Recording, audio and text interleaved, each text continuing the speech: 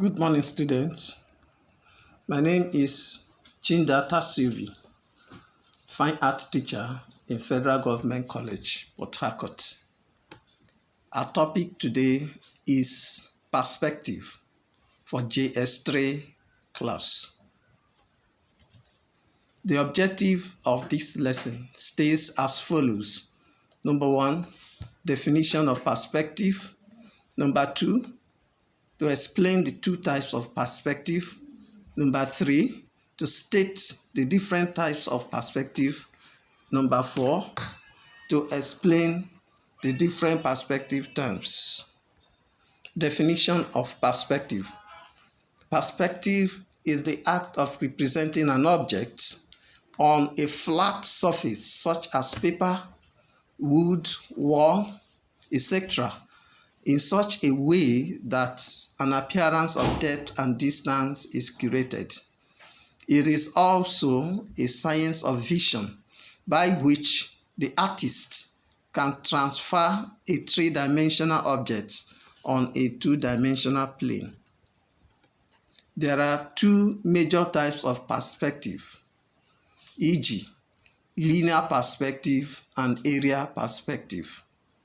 Linear perspective is also divided into two. They are angular and parallel perspective. Linear perspective.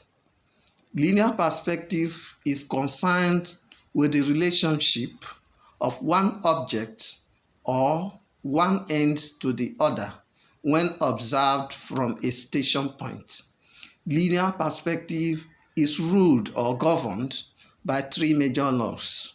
Number 1, when two parallel lines are drawn and extended into space, they converge at a horizon. Example, straight tarred road or a railway. The point at which the line converge is called the vanishing point. Number 2, equal distance between objects appears closer as the object recedes from the observer, e.g., electric pole or a telephone pole.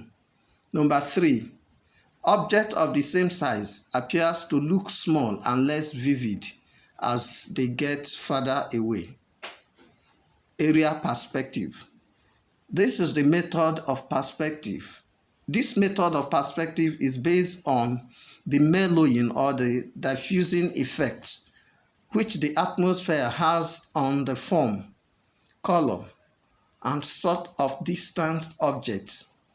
We have observed that objects near to you looks more clearer and detailed in terms of size, forms, and color than distant objects. Distance affects the color, vividness of objects. This is as a result of dust particles, humidity in the atmosphere. Perspective terms. Number 1, picture plane. This is the surface available for drawing or painting, as the case may be. Number 2, foreground. This is the part of picture plane that is closer to the artist in drawing or painting. Number 3, background. This is the area that is far away from the artist in the picture plane. Number 4,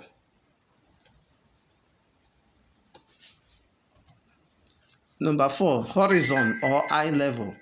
This is an imaginary line drawn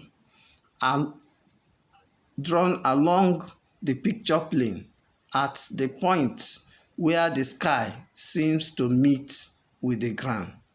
Number 5, line of vision. It is the line connecting the observer's eye to a fixed spot on the horizon. Number 7, vanishing point. It is the point at which the parallel lines on the picture slopes and converge in the distance at the horizon. Number 7, station point. This is the point where the observer stands to view his object. The drawing you are seeing is a picture of perspective on the linear aspect of the perspective. In linear perspective, it has to do with line. As you stand to observe the object, the farther it goes, the smaller it becomes.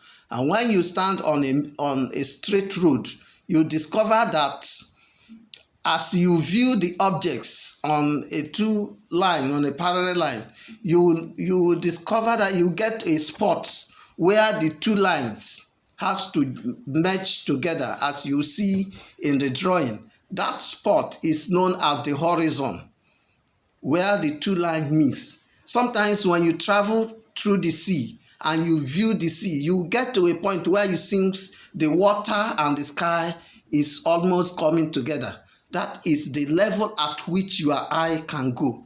So in drawing and painting, it has to do with perspective, because as you look at the objects, the objects that are very closer to you looks more bigger and more clearer and more vivid than objects that are far away. When you also wake up in the morning in the area perspective, the effect of the atmosphere, the dews, affects the vividness of the color of an object, either a plant or a building, in the morning hours and also in the evening. Therefore, if you are painting or drawing or shading as an artist, you will discover that the vividness of the work done in the daytime is different from the work done in the nighttime. This is as a result of the effect of the atmosphere on the object. That is the importance, that perspective is very, very important in drawing and painting, because it has to do with it controls you on how you create distance. And when you look at the drawing also on the screen, you discover that the drawing shows distance. When it goes further, the objects look smaller. That is the rules that in rule number 1 says when two parallel lines are drawn and extended to a space, they meet.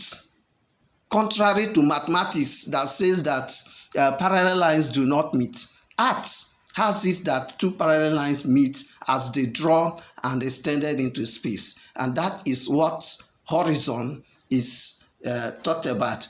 And also in rule 2 that says equal distance between objects. The objects like electric poles, which seems to be of the same size and almost of the same height, but when you view them from a point, you discover that the poles at the extreme looks more smaller, and the vividness is reduced because of your sight.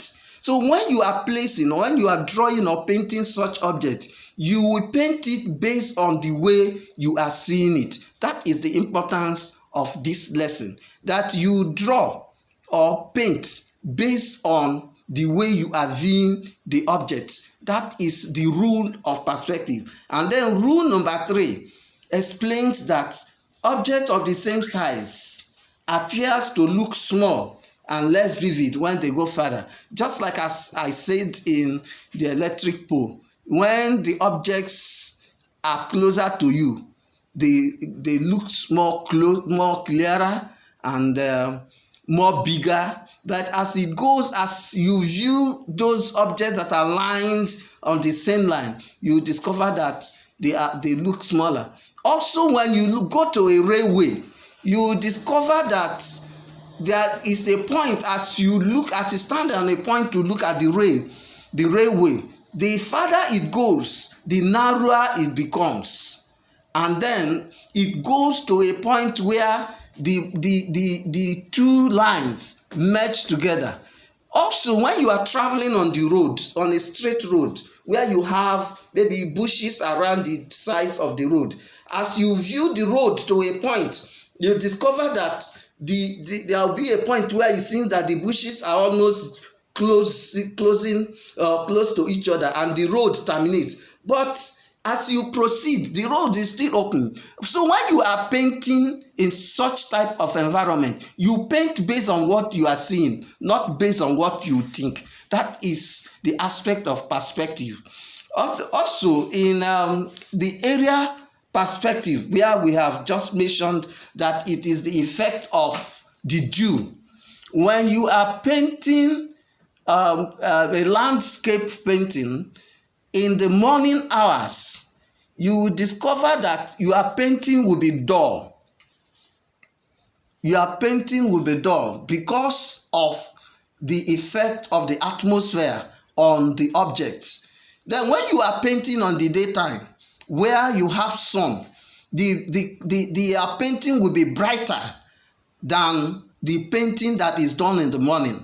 That is, you are observing or following the rule of perspective. So perspective in general has to do with painting and drawing.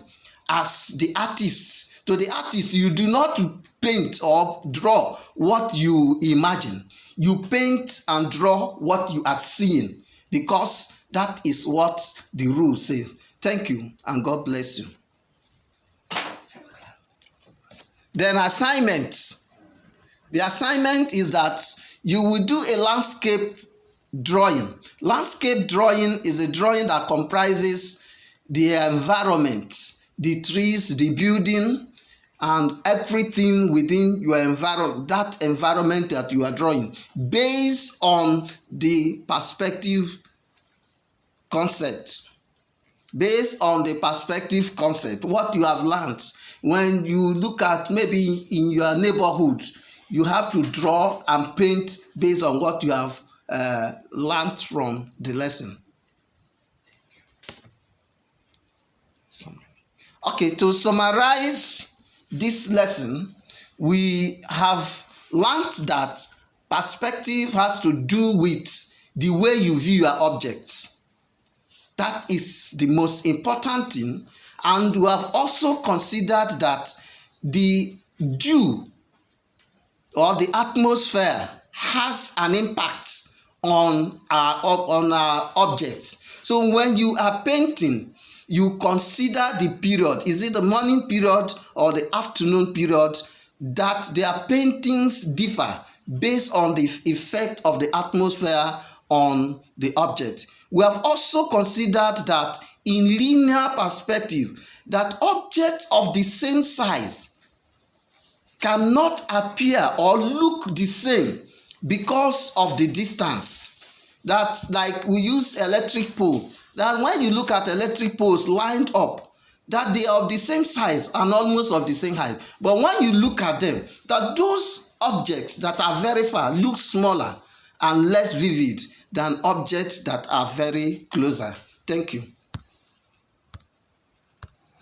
I'm done.